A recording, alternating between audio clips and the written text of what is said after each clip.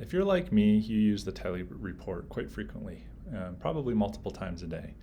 And maybe you've realized that there are so many clicks that you need to do in order to get to the information that you want to view. So what I'm going to be showing you is how to create something called a macro in Excel that will replicate kind of the common sorting that you do with the tally report. How we do this, or what I'm going to show you how to do, is first how to record the macro, and then I'll demonstrate how to save the macro so that anytime you open up the tally report, with one click you can do all the sorting you would like. So the first thing you need to do is click on this developer tab, and then we're going to click record macro. And then you want to give the macro a name. I'm going to call it the tally report. And you can't put spaces in this name, so you want to use an underscore if you have more than one word. And then you want to store the macro in this first option, personal macro workbook. Then hit OK. And now it'll show over here that you are recording the macro. And all that a macro is, it's a recording of all of the series of commands that you make into an Excel file. So what I'm going to do is, since I'm recording, I'm going to go ahead and filter the Excel file. And since I'm chair of the math department, I don't care about any of these classes other than the math prefix. So I'm going to go down to MAT and select those. And then I don't care to see concurrent enrollment classes, which is DZZ, or the CCC online classes. Oops, I did the opposite.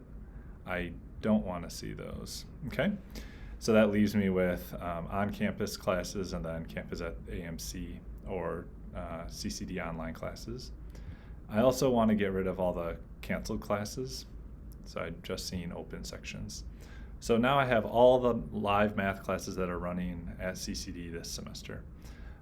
So I've done all the sorting I want to do, and then I go ahead and hit stop recording. So I've created the macro that I will use.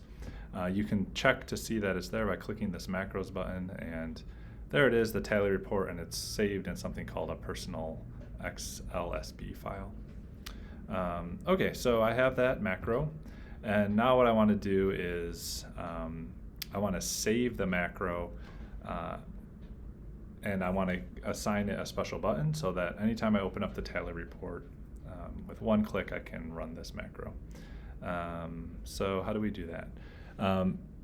I'm using Excel for Mac, so it might be a little bit different. But what you can do is, I think on a PC there's a little drop down here. You want to go down to more commands.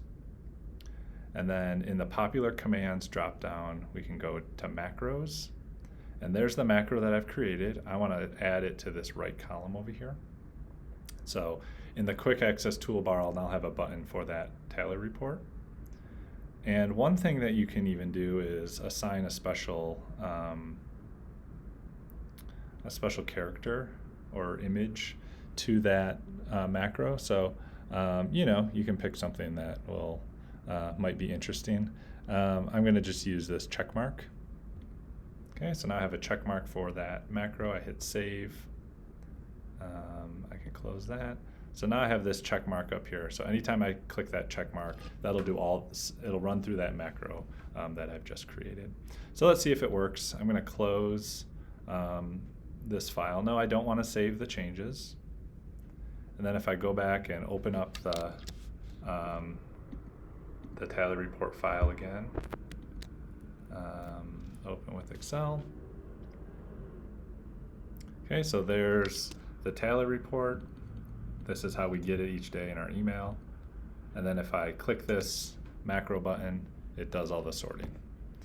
Over the time that I've been chaired, which has been about almost 5 years, I've probably saved a few hours with this macro, bypassing all the sorting and filtering that I would normally do.